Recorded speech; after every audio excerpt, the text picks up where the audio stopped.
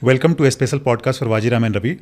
Today we are joined by AASTHA SINGH, who has secured All India rank 61 in the Civil Services Examination 2024. Optional was economics, and there is a quote for economics. Economics is not only about numbers, it's about choices, consequences, and the courage to imagine for a better world.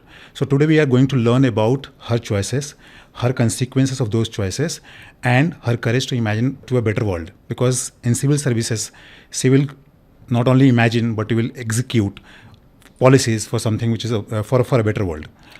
So welcome, AASTHA. Thank you so much for such a lovely introduction, sir. And congratulations, and welcome to the podcast. Thank you. I'm very happy to be here. Okay. So AASTHA, before you started preparing for civil services, tell me something about what you were doing before. Right. So I was a student of BA Honours Economics at the Sri Ram College of Commerce, New Delhi. Prior to that, I was a student of commerce background, and it made it just natural choice to be at SRCC if I could be. So I had an inclination towards civil services from my childhood in some way or the other, but there was a lot of fluctuation in what is going to be my career choice, right? But after finishing my 12th and before starting my college, I had made up my mind that this is what I want to do, that I want to get into the civil services. That was one reason why I chose economics as my subject for degree as well, because I thought I'll take economics as my optional later when I do start preparing for civil services. So I did my degree. Most of it went through COVID. Again, we really enjoyed that time rather than studying because it's difficult to just let go of your college life, because everyone tells you it's the best time of your life. So I enjoyed my college life thoroughly whenever I could, and I graduated in 2023, post which I really looked at the syllabus of UPSC, which was in June of 2023, and then I kickstarted my preparation in July of 2023. So for you, the economics as an optional was not only intuitive, it was strategic. It was, definitely. Okay. So you study at one of the finest institutions for economics, that is SRCC, Delhi.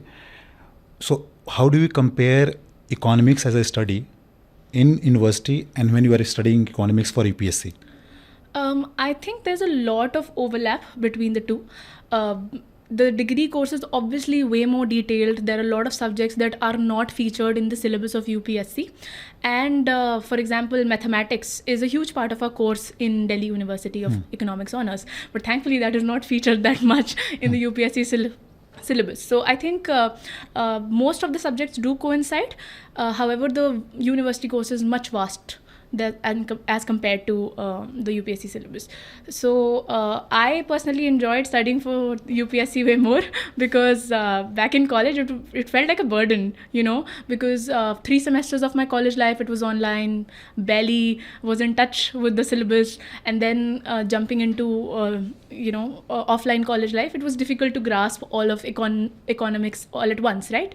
So it was stressful for me in college, but economics became a way more fun subject when I started studying for UPSC. Okay. So in university, you must have read the original sources. For example, research papers of Hayek, Friedman. Right. You must have read Wealth of Nation. Right. Okay. Right. So there we read the original text, but here it is not required. Okay. I would still say that it is required in some way, because I faced one issue starting the preparation, was that we do read these core sources, but the thing is, back in college you're mostly studying for passing the exams at the last moment, so your basics are somewhat not that clear, which can only get cleared through core sources, right? And those core sources I still had to read when I was preparing for UPSC, because economics is a technical subject, a subject that you can't really do well in, or finish the demand of the subject of the questions of the paper unless you have a good hold on basics. So for that, I think core sources are still required in UPSC, but yeah, I think without that also people manage. I personally went for addressing the root issue. So studying economics at SRCC helped you preparing UPSC means it made it easier. Definitely. It gave me that confidence that requires to take economics optional. I think there's a lot of myths associated with myths and maybe somewhat true things about economics, that it's relatively a less scoring subject. The syllabus is very vast and technical. For someone who's not from an economics background, it's very difficult for them to take that as their optional. Additionally, the sources are also not very easily available for this subject, right? So all of that combined, it did raise some doubts in my mind that maybe I should go for sociology or PSIR or something that's more accessible. But again, being from economics optional and having chosen that degree as a strategic choice for UPSC at the end, it only made sense that I go for it. So yeah, helped. Okay, so we will discuss this one by one. Right. Okay, for example, you chose economics, which is considered to be a technical subject. So somebody who is not from this background, would it be advisable for them to choose economics as an optional because it is considered too technical as you said, compared to sociology or political science? So what would be your advice to those candidates? Personally, if I talk about my experience, if I hadn't been from economics background, I would have not gone for it personally, because as an economics student, it still seemed very intimidating when I began, right? So it's a bit I think a scary choice at once. But if you have had some level of economics knowledge, maybe in your degree course as your elective or something, maybe you have read intermediate macro, micro in some form or the other, that can make your understanding easier. So you can first look at the syllabus, see a few videos of how to go about this. If few lectures seem easy to grasp, then sure, you can go for it. But I think it's still a bit difficult for someone from a non-economics background to take this leap. Okay, so we will discuss the strategy for economics. How did you gather your sources? Means online, offline, you just mentioned. So economics optional, I did take coaching. I took recorded lectures from a faculty from DU, Rohit Sehrawat sir. So his course was a one-stop solution for me. I did my entire economics preparation from his notes, his video lectures and all of it. So there I didn't have to, rush around a lot for resources. So that made my job easier with the optional. Secondly, sources, rest of the sources are obviously budget, then there's economic survey, then whatever reports come and your current affairs related to it. These are few things that you need to do dynamically. Otherwise, I didn't really have to run around for sources. So please elaborate on these reports and papers which you must have read. So as a part of the course of the course matter, there were a lot of like research papers, as you said, of Adam Smith, of say Friedman, of Indian authors as well. Could be Ashok Gulati relating to agriculture, or Panagaria and Jagdish Bhagwati. So these are few things that came as a part of the course because they give you the in-depth understanding. On top of this, when we talk about other reports, thankfully sir had made a very detailed database for us to just refer to the important things from any report of say Niti Aayog, or be it the finance commissions that have taken place for so far, budget whenever the budget came, we would get this sort of a highlight that the government also releases, but then also more core concept that came to use, for example, relating to inflation, relating to AI, relating to manufacturing and industry. So few things only had to be read from this, not the entire budget, not the entire economic survey needs to be mugged up, in my very humble opinion, because it's not possible to memorize a 400-500 page document, right? You do have a fleeting look at the preface that is given each chapter. After that, it's just the key points that you need to find relating to your subject. Okay. That's it. So how did you prepare for paper 1, which is about the core concepts of economics, and paper 2, which is about the Indian economics? So how did you prepare these two papers? But did you prepare it separately, or means you were linking the concepts? Right. So paper 1 was a pain point when you look at that syllabus, right? And that is the most of the overlap that comes from my degree as well. So there was some level of trauma associated with a few subjects like international trade. I think that was one of the subjects that I really was scared starting the prep. So I put a lot of time into finishing my paper 1. Paper 1 had to be done with the basics. So I used to watch video lectures, then I used to read the class notes, and then I used to make my own set of notes, so that I have truly grasped everything that is there and written it in my own handwriting, so that it's easier for me to later revise it. So that was how I made my notes. Then as I used to prepare each topic, so for example macroeconomics I'm doing, and then there's a particular concept within macroeconomics that I've studied. After that, say Keynesian economics, I would do all the PYQs that are related to Keynesian economics economics, I would write them. I would not be able to write them in a time-bound manner starting May. But after the very first reading, after I've done one reading of the syllabus, I would write all PYQs, make this consolidated sort of database of answers, which I plan to later, before my mains, revise. So I could just revise a particular topic. I could revise all of Keynesianism or monetarism from my answers itself. So your note making basically was answer writing. I made notes. I also did answer writing. Notes help you, just quickly bring the topic back. But when you write something in an answer form, that's how you will reproduce in your main exam as well, right? So it helps you build that structure also instantly, so that ठीक है पहले introduction में ये लिखा, then I wrote this and I made this diagram, and then I wrote this conclusion, I mentioned this economist. So all of those things I got from answer writing. So I took about 3.5 months for total preparation. Paper 2 was very interesting. Because it uses, like you said, interlinkages. Those interlinkages are built in paper 2. A lot of concepts that you have read in paper 1 could be inflation, Phillips curve. All of these things are applied in your Indian economy paper, where you understand, okay, this is what was happening in the economy at the time. This is, Solo model, how it was applied. Romer model, at what point in economy was applied. So it helped to build interlinkages. Additionally, I also focused on consolidating a database of economists. And for example, manufacturing का मैं notes बना रही हूँ, then I would write which economists I'm going to mention in my answer when it came to manufacturing, or which economist when it's for agriculture. So that gives credibility to your answer, which is required in paper 2. Can you give some examples? So, for example, like I said, Ashok Gulati would be my go-to when it came to agriculture and reforms.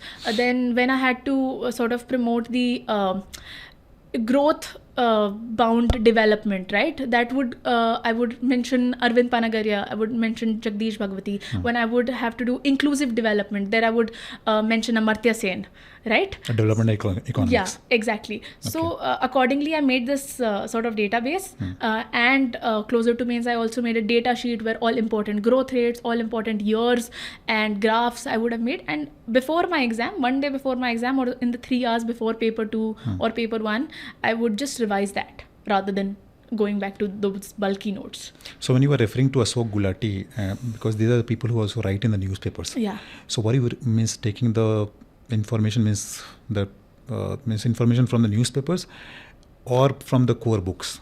Mostly from the core sources, because I personally, I had a lot going on in my life at that time, in a sense that I was also training in Haryana Civil Services. So mains ke time pe, I didn't have that much time to, read the newspapers or to consolidate these resources alag se, putting extra effort. So my sources for current affairs were magazines, like everyone else, or luxury of time to delve into more resources. So core sources, whatever I've already read in the course matter, I would use that data, and if any updates I've got very readily, I'll use that.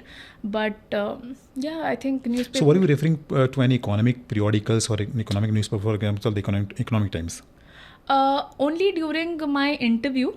That was when I had started following Business Standard and Economic Times. I would just shuffle between these two from time to time. And then I would use to read like other 2 newspapers. So like about 3 newspapers I would read. But when it came to prelims or mains prep, I did not follow a dedicated economic periodical because, again, time. So just following the economic page of that newspaper? Yeah. Just whenever I did read the paper, I will be very honest, I had not read the newspaper when it came to prelims or mains. I frankly didn't have the time, because being a first attempter, there's a lot of static portion that you need to emphasize on first. Then you can maybe put that much time in current affairs, right? So I didn't have that time, so I would just read magazines. I would revise my magazines, newspapers only during interview. Let's discuss about the answer writing, about the test series you joined, or the feedback you got from the test series, and how you applied those feedbacks into the next test. So tell us something about the test series or your answer writing. When did you start answer writing? So like I mentioned, when I started preparing my optional, which was at the very onset of my preparation, I wanted to just get done with the economics optional first before doing some dedicated GS studies, right? So and when was that? So I started my preparation in July of 2023 after my graduation. So from July up until September, I think, July, August, yeah, I think 3 to 3.5 months is what it took for me to finish my optional one reading. So during that time itself, like I said, after I prepared a particular topic, I would write the PYQs and that would be the start of my answer writing. That's how I did answer writing for my optional initially. Then obviously I did prelims oriented preparation from January up until June, and after the result came, I started doing daily answer writing. I wrote about 6 to 7 tests in totality, 3 each for both my papers, paper 1 and paper 2. And that was it. I used to revise the answers that I had already written. Like I said, all PYQs I had written, I would revise them. And then tests, I didn't do many. But yeah, 3 each sufficed. That's all the answer writing I did. Okay, so we will wrap the optional strategy and everything. Before wrapping up, just let me ask one question. Are you a classical liberal or a neoliberal? But I genuinely believe that in today's day and age, obviously, we cannot underestimate the importance of development. Like full throttle development is what we need. And that can be only sustainable when we are growing at a high pace, when our industries are, growing, and our agriculture, services, all the sectors have to together boom. But all this while, we cannot neglect the utility that comes from human capital development and from inclusive development, right? So it has to be a bit of both. Can't really take sides here. As a country, with the aim of Viksit Bharat, I think we need to put all our efforts into not only growing, but also making every person of this country capable of growing in themselves. Okay. So, as I told you about one of the quotes from Milton Friedman, that every solution the government provides is a problem in itself. Right. Okay. I mean, I would slightly disagree with this quote also. Definitely. We all disagree. Yeah. Because it was made in a context. Exactly. And it's pretty idealistic to expect that everything will go right with the choices the government makes. But the government also has a lot that they need to cater to, right? They cannot just make everyone happy, but you have to make sure that the most downtrodden, the principle of Antyodaya, is catered by the efforts of government, and that's what we're trying. What we have seen over the years is that we're not only making every person, even the last person at the last strata of the society grow, but we have also given ample opportunities to our industrialists, to the entrepreneur class of our country to grow. So I think we are trying to do our best. Obviously, not everything is going to happen all at once, but yeah. I will quote Edward Abbey, who was an US essayist. Okay. He said, "Growth for the sake of growth is an ideology of cancer cells." Definitely. Okay. But I was just coming to this thing when I asked about the classic liberal and neoliberal. Had you said neoliberal and now you're joining the government, so I would have dropped this Milton Friedman. Okay. But as you were so insightful, you did not walk into the trap. Right. Okay. Only way to get through interview. Yes. We'll discuss the interview also.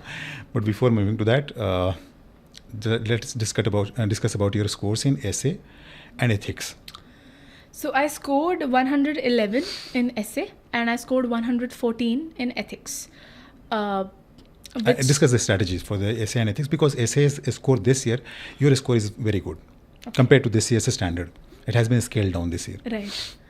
Again, honest time, I wrote one essay during my entire preparation. That's all the essay preparation I have done. Okay. And you didn't get it evaluated? No. Okay. But yeah, it was just like this one time back before December that I had just thought maybe I should write an essay or two. And I wrote an essay in 2023, and that was it. After that, I wasn't able to devote that much time to essay preparation. I definitely referred to a few sources online for structure of essays and the kind of examples, the kind of quotations that you can use, interlinkages between paragraphs. I strategically designed my essay that this is how I would want it to be, but I didn't have the time back when it was mains preparation time to write essays, sit down and write essays, because I was focused on completing my optional, on my GS 1 to 4. So That's why I wasn't able to write Maybe essays. SRCC prepared you for that, because there you write a lot of papers. Perhaps. Okay, so you write introduction, you write conclusion, then you also give a lot of arguments. And in economics, what happens is you substantiate your argument with Exactly. examples, and that is what is required in Definitely. essays. So you are already writing a lot of essays in your SRCC. I mean, yeah, not a lot, but I think I've always had somewhat a flair in when it came to writing. I mean, for answer writing also, I'll be very honest, like GS 1, 2, 3, 4, I gave one test each of all these subjects before my mains, and that was all. I mean, it's not like I was cocky about my preparation, but it was that I did not have the time. I was engaged in a lot of things, and because of which I only had about 5 to 6 hours of time every day for the entire month of August. So most of it went into just understanding the subject material rather than spending the time to write essays or do answer writing. So that's why I wasn't able to do a lot of prep there. That's why I'm not giving out any strategy, because again, I don't find myself capable enough. What I will do suggest is that you make a sort of cheat sheet of the quotations that you can use, the anecdotes that you can use, or what books you want to just reference, okay, or say Buddha's quotes or Havir's quotes, whatever we have in that way, that, and also like what a lot of GS knowledge just consolidated at one place, right? Make a PDF of all these things and just revise that before going into the essay exam, that you can use across your essays. Whatever topic comes, in some way or the other you can mold it and use them in your introduction, in your body, in your conclusion. So that is one thing I did, and that was it. Okay. Yeah. Now come to the ethics paper. Ethics. So I did a little bit of ethics preparation in December of 2023 before jumping into prelims oriented preparation. So there again, because I didn't take any foundational course or any full-time coaching, I did not have a clear-cut source for ethics. So I would just scroll through YouTube, find videos, whatever I get, 5-10 minutes of each concept. And I've tried making my notes through them. Although it wasn't very helpful because I never referred to those notes again when mains came. I again did the similar thing for ethics also. I would make a database of 50-60 important keywords that I could use in answers, and I would try not to repeat them throughout my paper. And then I would also make a similar database of examples. Now that example can be from variety of sectors, from variety of situations, multi-dimensional examples, and then also examples of civil servants and so on that I could use in my answers. That is how I went about ethics as well. Also just wrote one test for the same. Good. Yeah. So now GS3 is linked to your economics optional. Okay. Yeah. So how do you find this overlap? Was it helpful? So is it going to help, or? Okay, it's a two-edged sword, Yes. double-edged sword. Because the thing is, it definitely helps. There is overlap, be it agriculture, be it infrastructure. A lot of paper 2 concepts are used in GS3, right? So it helps, as you're not supposed to like read another new source. Yes. I mean, you can manage without reading any GS3 oriented course. But the thing becomes is that in paper 2 of economics optional, you are expected to be more detailed, more technical in your terminology, more quoting your economists and just, bashing one data after the other. But in GS3, you have to just maintain your calm there. You have to just like stop yourself from being over technical. Score really well in GS3. Okay. But I think just strategizing there also ki you're not supposed to flaunt your economics optional knowledge over there, right? Just it's a general studies paper, so it has to be attempted like one, rather than saying everything you know. So just containing your knowledge is a bit of a task there, but otherwise I think it does make things easier. Reduces the syllabus that you have to read, right? So that way. Now we'll come to the interview. You have scored 200 marks in the interview. Yeah. So tell me about your interview preparation. So interview was the most interesting time, I would say, because you're not supposed to sit for long hours, sit for 10 to 12 hours and study for interview, right? It's more about introspection, spending time with yourself and just forming opinions about anything under the sun, right? Yes. So it was a good time. I went about my interview preparation. First, obviously, 1 week goes into just preparing your DAF and figuring out what you want to write, right? After that, when you do start start preparing the components, I spent most of my time reading the newspaper. About 4 to 5 hours would go into newspaper reading. I would read 2 to 3 newspapers every day, which is like essential at this point. Only time I read the newspaper thoroughly also.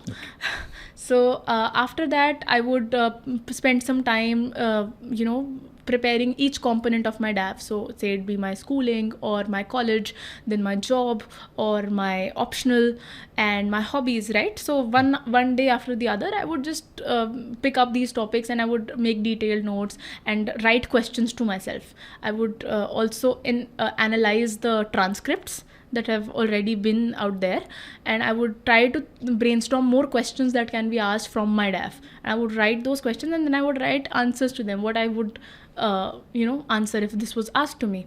So that's how I did my DAF preparation. And post that, I would chill, I would relax, I would keep my mind calm, I would spend time with myself, I would watch news, and then I would, like we were discussing earlier, Karan Thapar videos, right? Yes. I would just sit and watch these 1 or 2 interview discussions of people, and I would pause the video. I would think to myself once a question was posed by the anchor, and I would think, okay, what would I answer in this situation, right? And then after that was over, I would sit back and think, okay, what is my opinion on this? I've heard both sides.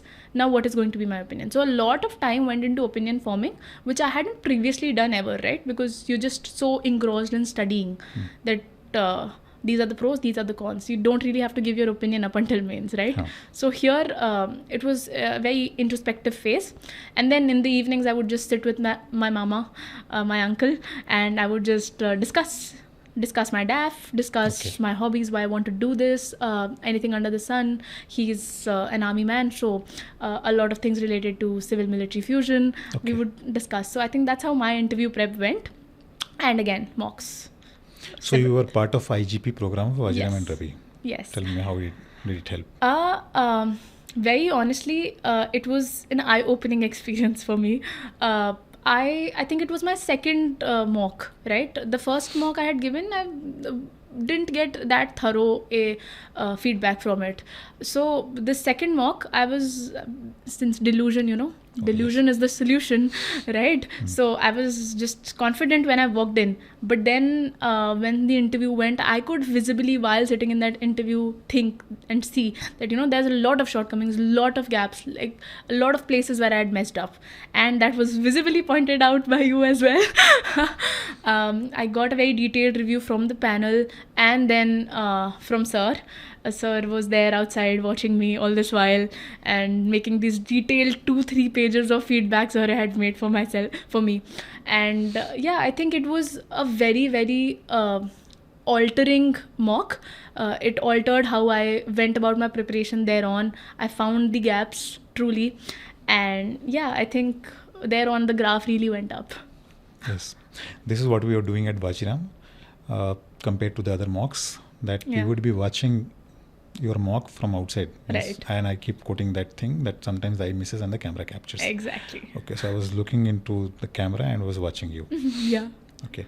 Now, before we wrap up this session, those who are appearing for the prelims this year, please suggest them something what to do in the next few days. One of the suggestions is, please stay away from all such videos.